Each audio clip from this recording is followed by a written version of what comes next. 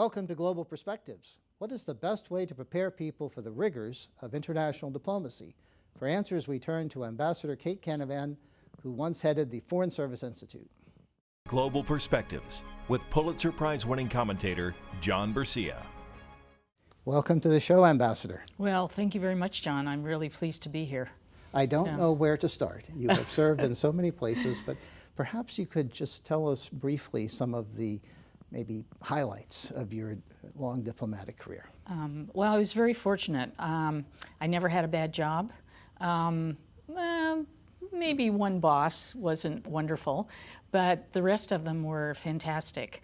I think having a positive attitude about where I served helped, and in looking at the different places I ended up going, which were not always considered garden spots by some of my colleagues, but I saw them as real opportunities for professional development and looked at the positive aspects of being in a place like Jamaica in the late 70s, early 80s, when there was a lot of political turmoil there, as a way to expand my own horizons and understand a little bit more about various countries in the region. So my first overseas assignment actually was as a Peace Corps volunteer in then Zaire, now the Democratic Republic of the Congo, and I was there from 1973 to 1976.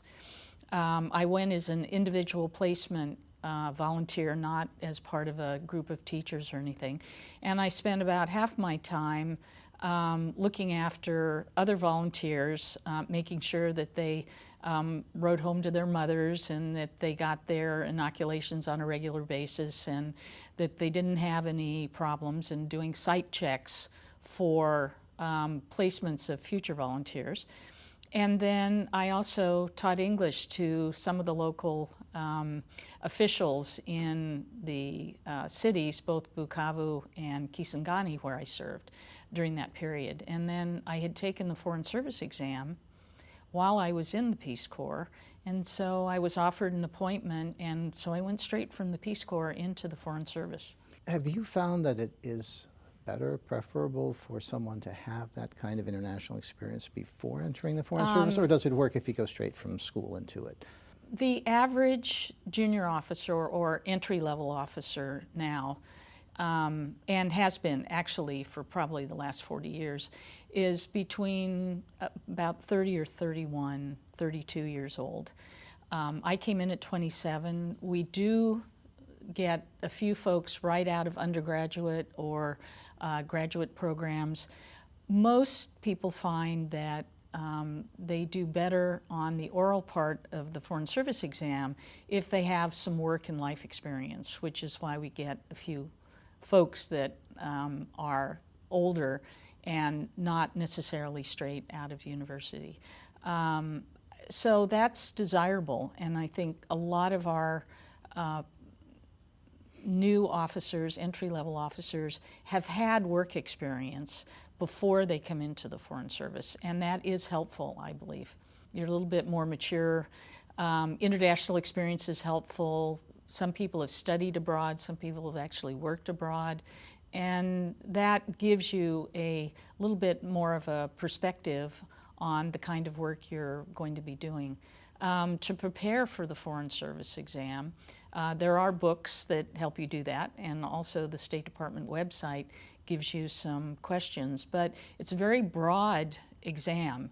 And for me, I was very fortunate in that when I was in Bukavu, which is where I took the exam, the consul used to get the New York Times Sunday edition. He got it 3 weeks late. He would read it during the week and then pass it on to me.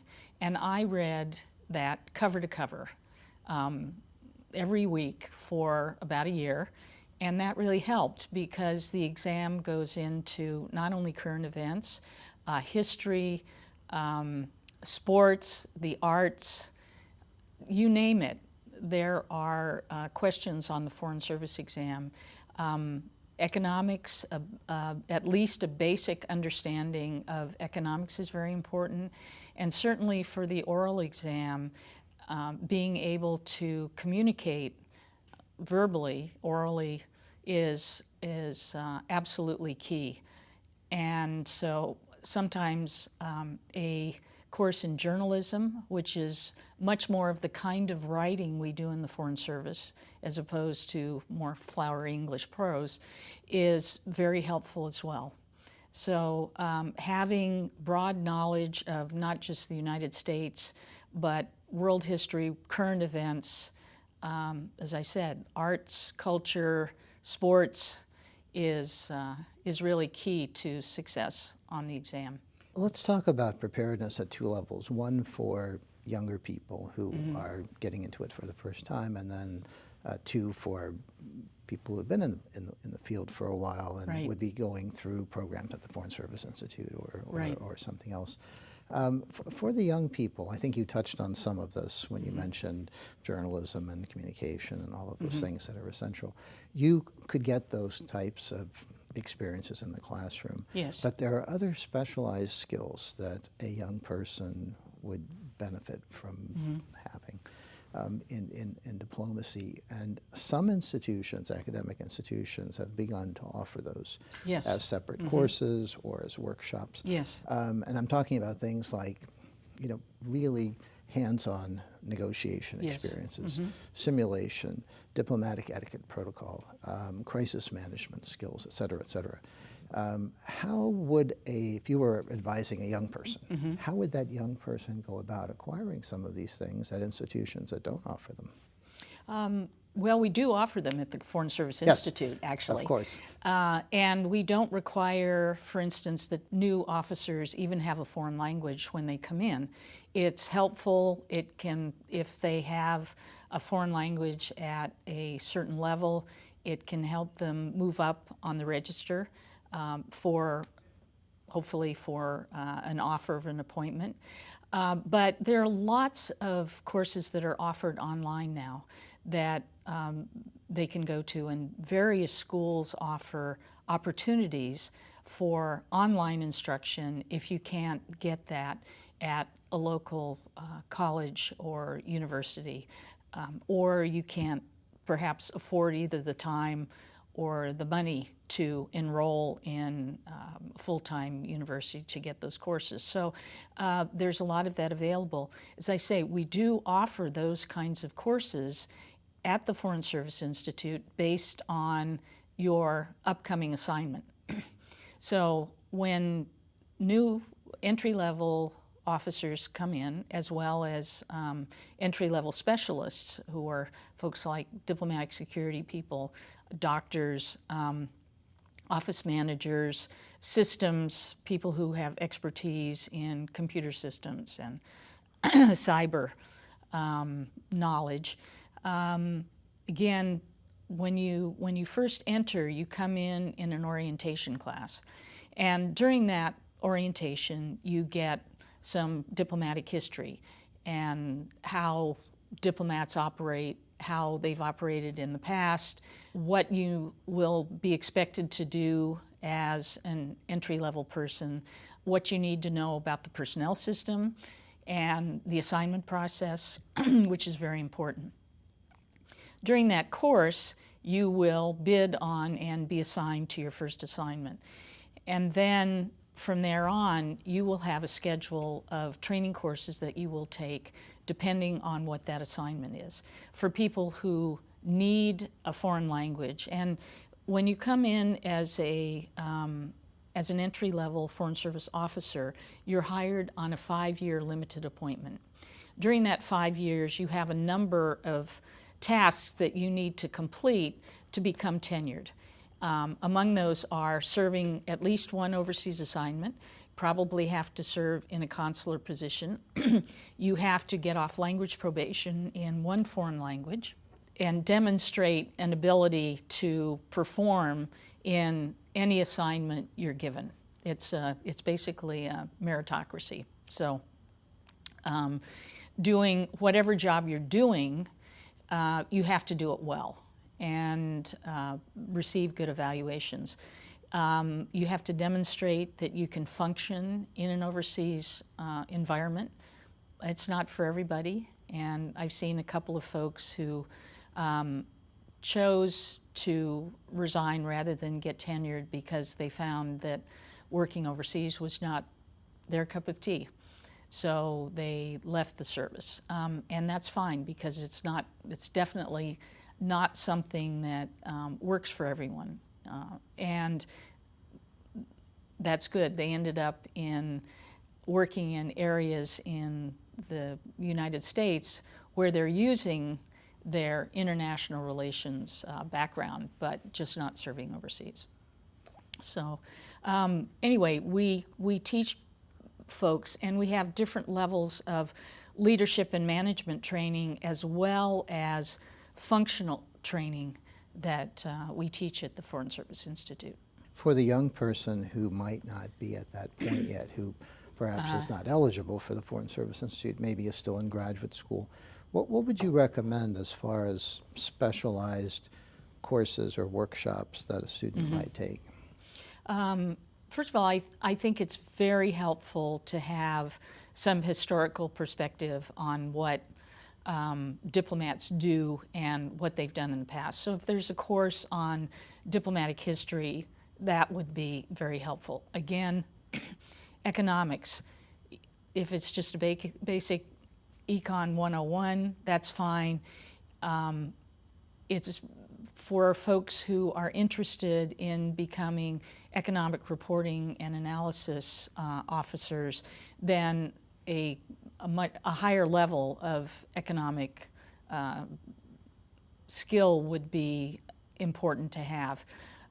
Again, courses in journalism, that kind of writing where you have to summarize the situation, then you explain what the situation is, you list the facts, and then you have analysis at the end of why this is an important event or situation or individual, and what it means to U.S. interests in that particular country. So journalism experience can be very handy as well. And an opportunity to take speech or debate training also is very helpful. Communication skills are among the most valued in the Foreign Service, and I think one of the very few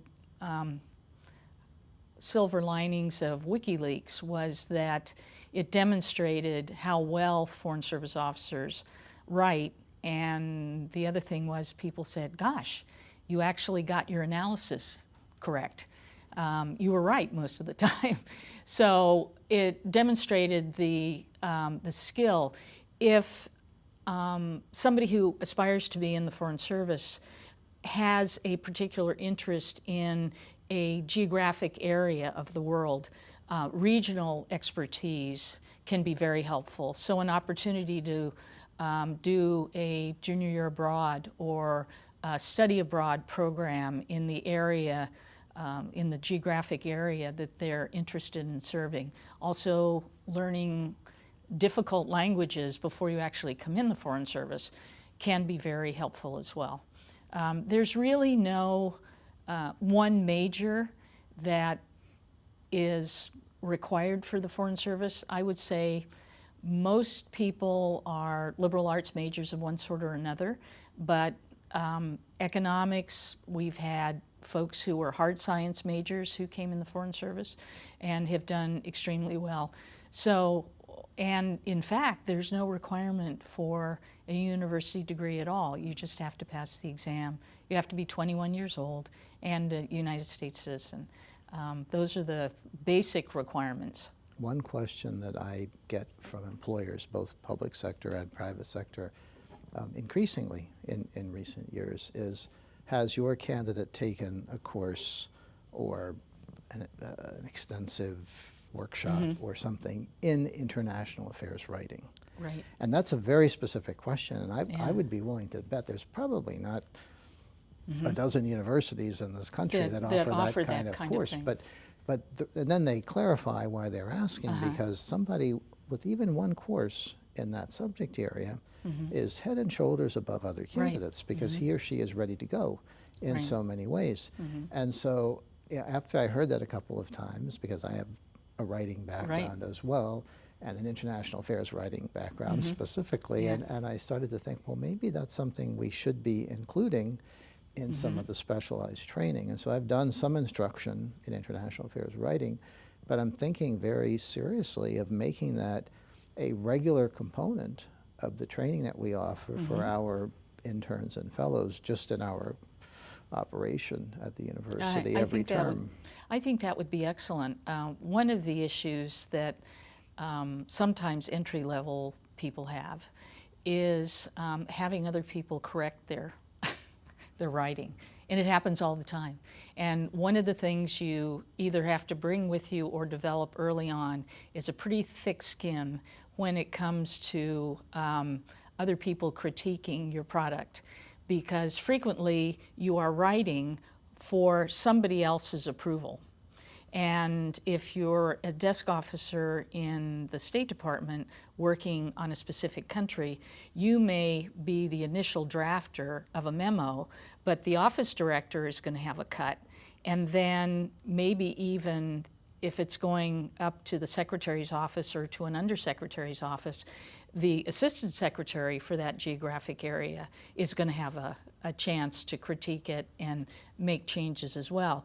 And if that sort of thing offends you, you're going to have a hard time, because all of us have had a lot of red ink on our work product before it goes into the final product. And you're always going to be, unless you get very senior, you're always going to be writing for somebody else to look at it and decide if that meets the requirements of what they want, whether it's a reporting cable, whether it's a memorandum of conversation that you were taking notes for two principals, whether it is an action memo where you're asking for a decision from somebody very senior in the department or your ambassador.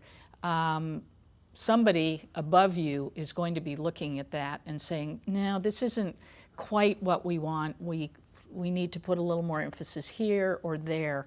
I personally had a sort of bad experience my junior year in high school with my high school advanced placement English teacher who liked flowery English prose, and I never wrote like that. I was sort of a short declarative sentence person. And she didn't like the way I wrote and didn't give me the grades I had hoped. But that's the kind of writing that you need. But it made me lack confidence in my own writing ability when I first came in the Foreign Service. And then I discovered that actually the way I wrote was more useful than the way she had wanted me to write when I was a junior in high school.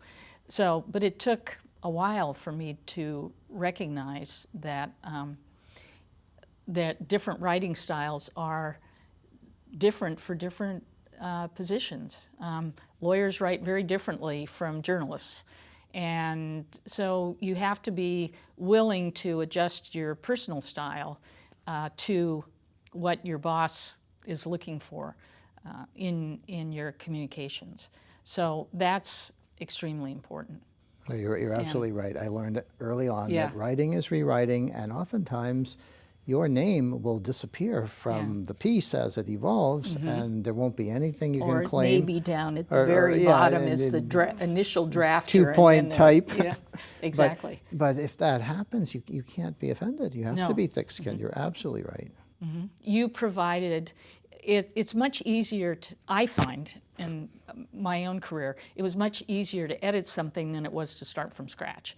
So sort of the hardest thing to do is to be at the bottom writing the initial draft of a memorandum or a reporting cable. But that makes it a lot easier for the people who are looking at it farther up the line and making some changes that they see as important for making the points either to Washington or to senior people in the State Department if you're working in the State Department. So I think those are the most important skills. When I was at university, I knew that we had embassies, and I knew that there were people who worked in our embassies, but I never thought of it as a career that I could either aspire to or would be interested in doing. And it wasn't until I traveled abroad, went into the Peace Corps for 3 years, met people who worked in our embassies and consulates, and thought, this is something I would enjoy doing. And I was fortunate enough to pass the exam in both the written and the oral. I didn't pass the written the first time. Took 2 shots to get to pass the written. You can take it as many times as you want. But then I did pass the oral exam the first time, and then went through the medical and security screenings and was offered an appointment. See, that is good for young people who are watching this show to hear, because oftentimes accomplished people just point to what they've done that's noteworthy, and they're not, able to talk about the things that were frustrating or that maybe didn't work. And what you just said, I thought was incredibly valuable. But let me ask you a different question related to this. We're in a chaotic environment, and I'm not talking about political aspects of this, but I was chatting with a very, very senior former U.S. ambassador who served in the 1970s, and he said that this is probably the most complicated, chaotic, dangerous, but in some ways, opportunities abound type environment that he has ever seen. And do you think that is encouraging to young people who may want to go into diplomacy, or is it discouraging? Because what he was saying essentially is that it's very difficult. It is very difficult, and the speed of communication now with social media, with everything else, makes the decision-making process truncated to the point that I am personally concerned that sometimes decisions could be made without adequate consideration of all of the potential outcomes to a decision, and that we're pushed into not having an opportunity to seriously review a situation. There were times when we maybe took way too long to come to a decision on how to approach a certain problem or issue abroad. But I think now it's like, oh my goodness, there's all this happening immediately, and the potential for making the wrong decision is really out there. And I think that makes it difficult. The need to really understand situations, that's why it's so important to have professional diplomats, because we need to have people who have real background in geographic areas, in functional areas, so that we have the expertise that the senior people can call on when something happens and say, this has just happened in this country. We need to talk to the experts on this particular country to give us an idea of what the dynamic is and what the outcomes could be if we take certain kinds of actions or not. Sometimes the best thing to do is not do anything. Sometimes you just need to make a decision and do something. But we need the expertise of our professional diplomats. I have a colleague that I have recently reconnected with who was a real expert in primarily Europe and NATO. And after the end of the Cold War, Europe and NATO and even our relationship with Russia kind of took a back seat to other parts of the world that we were mostly concerned with, obviously the Middle East, the pivot toward Asia, et cetera, et cetera. Well, it turns out we ignored Russia at our peril, and or didn't give them, you know, the attention perhaps we should have. And the NATO relationships are extremely important now. And yet, unfortunately for my friend, his expertise was not considered. I mean, he had huge background, but at the time, because other areas of the world were considered more important, he didn't continue to move up in it's an upper-out system, and you have certain periods where you need to get promoted, and if you don't, you retire. He had a very successful career, but his expertise could have been really, really useful in the last 2 or 3 or 4 years, but he was out of the service. Now, he is a university professor now, very successfully so, and I've worked with him on a couple of his courses. But it's really important that we develop and maintain the expertise that a lot of our folks have gained over the course of their careers, whether it be, you know, what we call the Chrysanthemum Club, the sort of Japan, China, Asia folks, or whether it's Europe and Russia, whether it's South America, Latin America, Africa, whatever. At various times, the sort of centers of concern have moved around, but we can't afford to ignore and lose that expertise. Sure. So the professional service is extremely important, and I think they're like the military. You have to start at the bottom and work your way up. Sure. So people who are very anxious to, you know, sit on the right hand of the Secretary of State by their second or third tour are going to be a little frustrated with a system that has you working through assignments that help you develop that kind of expertise, which is so valuable to the policymakers. Well, we thank you very much for joining us today. It's been a real pleasure, Ambassador. Well, thank you. I've really enjoyed it. And thank you. For Global Perspectives, I'm John Bercia. We'll see you next time.